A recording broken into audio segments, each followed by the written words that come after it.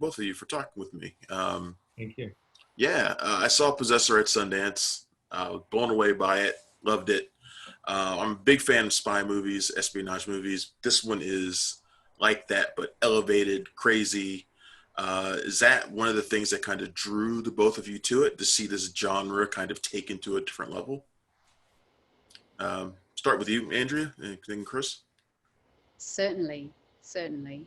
I was really interested. I was surprised and interested that this was Brandon's next movie after Antiviral, in a brilliant way. And as I see more and more of what he's writing and what he's written, I understand that he's really willing to take on anything and see it in a different light. He's really willing to take on any realm of society or question of morality or part of humanity or bit of science fiction and just look at it in the most, sort of dissect it and open it up and look at it in the darkest, most interesting way. So certainly. Chris? Yeah, I mean, like, it's all, I think when you kind of get to do something where you feel like you're slipping into another world, and I don't mean just doing like something genre-y, but just kind of where the rules of the universe are not quite like everyday life, I think is always kind of fun. You know, and Brandon does such a good job of creating that very specific world. You know, and even down to like the design and how everything looks. Like, yes, it's like slightly in the future, but like a lot of the materials have this kind of like analog thing, and like the cars are like vintage. I think he's got a kind of a good grasp, I think, on how like how exponential some things are going to kind of advance, and maybe how some things kind of have this pendulum swing of going back in time. You know, whether it's style of clothing, whether all that kind of stuff is all pretty specific, and I like being in that world.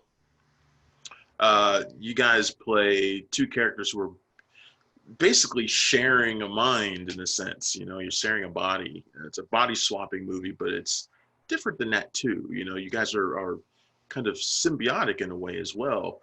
I imagine this had to have come with an incredible challenge, and that had to be part of the draw as well. You know, you challenge of playing playing each other almost in a sense.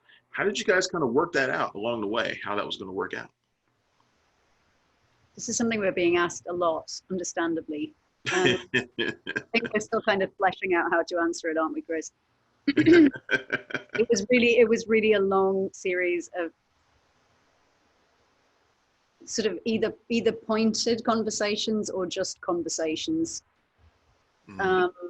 And we were attached to the movie for a long time before we made it. We had that time. And I think the thing that the driving force really was Brandon's narrative.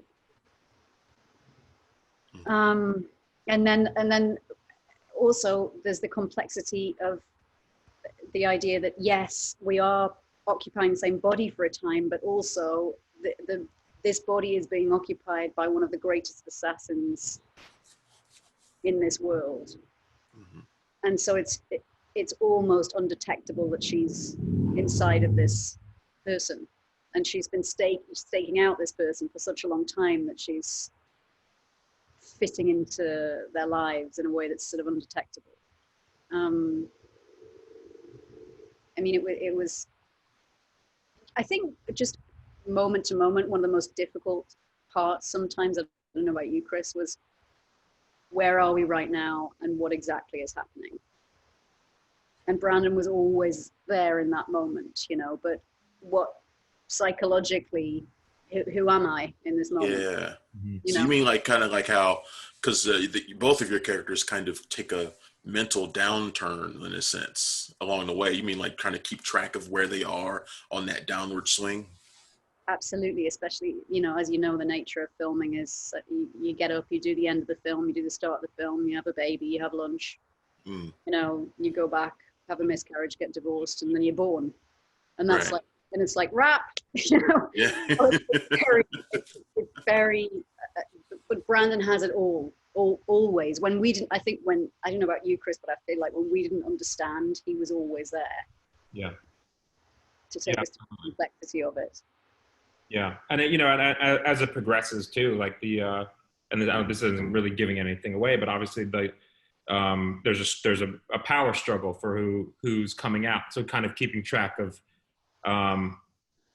who's at the forefront, whether it's Voss or Colin, and then as it goes on, it becomes more confusing, or meant to be more confusing for the audience of who, Well, it's been fantastic. I love the movie. I hope it does extremely well. Good luck to you both. Thanks again for taking a few minutes with me. Stay safe, please. Thanks, Travis. Too. Thank you.